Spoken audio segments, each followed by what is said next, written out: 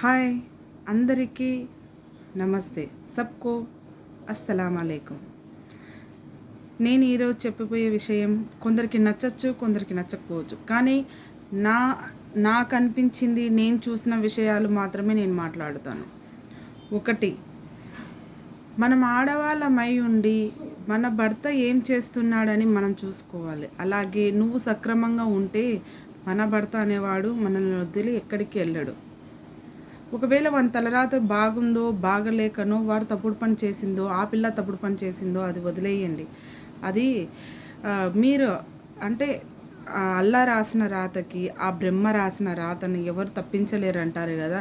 అలాంటప్పుడు మీరు అన్ని దేవుళ్ళని మొక్కుతారు, అంతా అల్లాని కోరుకుంటారు కదా. ఆ రాతను ఎందుకు నమ్మరు? వాళ్ళు తప్పుడు వాళ్ళని ఎందుకు ముద్ర వేస్తారండి మీరందరూ? ఒకరికి చెప్తున్నాను, ఒక ఆడదాన్ని నువ్వు బజార్ది నా భర్తను పిలిపించుకున్నావు, నా భర్తను మార్పించావు అని అంటారు కదా, అది ముమ్మాటికి తప్పు. నీ భర్త నువ్వు సరిహద్దులో పెట్టుకోకుండా వేరే ఆడదాన్ని గురించి ఏందే నువ్వు మాట్లాడేది?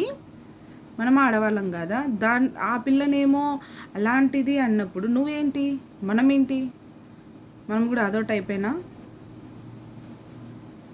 ఇంకొకటి, వాళ్ళని అనేది కాక నీ భర్త వెళ్ళి ఆ పిల్ల విషయంలో వాళ్ళ సంసారాలను వాళ్ళ జీవితాలను నాశనం చేసి వాళ్ళు దేనికోసమో ఇంకొకటి 0.5 వాళ్ళని కూడా చాలా దరిద్రంగా మాట్లాడతారు. వాళ్ళ గురించి కూడా మాట్లాడుతున్నాను. వాళ్ళ పొట్టకూటి కోసము ఆడవాళ్ళు కానీ 0.5 వాళ్ళు ఏదో చేసుకుంటారు. మీ మగవాళ్ళను అంటే మన ఇంటి మగవాళ్ళను, భర్తలు కానీ బిడ్డలు కానీ మనం సరిహద్దులలో పెట్టుకోవాలి. అంతేకాని ఒక ఆడదాన్ని అలాంటిది అని చెప్పే హక్కు ఎవ్వరి లేదు మనకు. అలా మీరు చూపించినప్పుడు నేను రోడ్డు మీదకి ఈడ్చుకొని వచ్చి మెడతో కొడతారు. అంటే అలా చూపిస్తే ఒక ఆడదాన్ని నువ్వు కూడా ఆడదానివే కదే అని నిలదీస్తారు. సొసైటీకి ఏం చెప్పాలనుకుంటున్నావమ్మా అని చాలామంది ఇప్పుడు ఈ వీడియో చూసినాక అంటారు. సొసైటీకి ఒకటే చెప్తున్నా, మన ఇంట్లో పద్ధతులను మన ఇంట్లో మనం జాగ్రత్తగా పెట్టుకుంటే అలాంటి వాళ్ళు ఎలాంటి వాళ్ళన్నా కానీ వాళ్ళకి మీరు చెప్పాల్సిన అవసరము లేదు.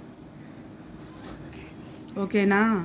ఇంకొకటి, వాళ్ళకి పుట్టిన పిల్లలను కూడా తిడతారు కొందరు. మీ భర్తలు ఎక్కడికి వెళ్ళలేదమ్మా? పిల్లలు ఏం చేశారు తల్లి? పిల్లలను తిట్టచ్చా? పిల్లలను తిట్టే వాళ్ళను కూడా చెప్తున్నా, వాళ్ళ తల్లి ఏం చేసిందో 0.5 కనడము తప్పు అని నేను చెప్పను. ఎందుకంటే అది రాత అంతే. నువ్వేం పెద్ద పతివర్తల్లాగా మొగోళ్ళు కానీ ఆడవాళ్ళు కానీ మాట్లాడకండి. మీ వర్క్ మీరు చూసుకోండి. ఒక్కరిని వేలెత్తి చూపించేటప్పుడు మనం ఏంటిరా అనేది మాత్రమే చూసుకోండి.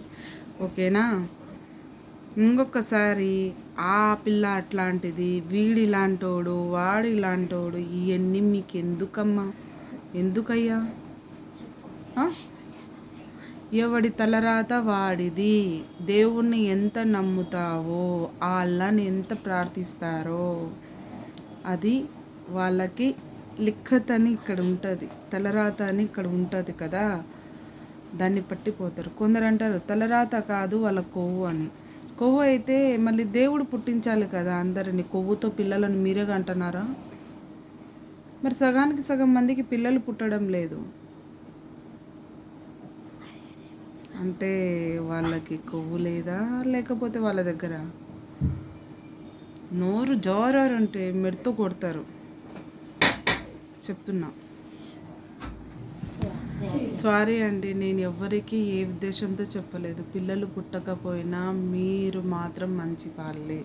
మీరు మీ భర్తలు పిల్లలు పుట్టిన వాళ్ళు కూడా మంచి వాళ్ళేనండి. అందరూ మంచి వాళ్ళే కాదనలేదు, కానీ వాళ్ళని నిందిస్తున్నారు కదా, వాళ్ళ కోసం ఈ వీడియో తీశాను.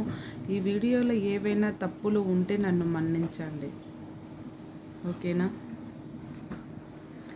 అందుకే నేను చెప్తున్నానండి, తలరాతను మించి ఏమీ ఉండదు. ఆ పిల్ల ఇట్లా, ఈ పిల్లోడు ఇట్లా, ఇవన్నీ వద్దండి. మగతనం ఉండేవాళ్ళు మీ పిల్లలకి మీరు భయం పెట్టుకోండి. ఆడతనం ఉండేవాళ్ళు మీ భర్తలను మీరు అదుపులో పెట్టుకోండి. అంతేగాని ఎదుటి వ్యక్తి గురించి, ఎదుట వాళ్ళ గురించి తప్పుగా మాట్లాడే హక్కు మనకి ఎవరు ఇవ్వలేదు. మీకే కాదు, నాకు కూడా, ఎవరికైనా. ఓకేనా? ఫర్దర్ మేడం మీ లైఫ్లో జరిగితే మేడం అంటారేమో. నా లైఫ్లో జరిగినా నేను ఒకటే అనుకుంటా, తలరాతకు మించి ఏమీ లేదు. ఓకేనా? మీరు క్వశ్చన్స్ రాంగ్ రావచ్చు, చాలా మంది ఇంకా వేసుకుంటారు, ఇంకా నాకు తెలుసు, వేసుకోండి.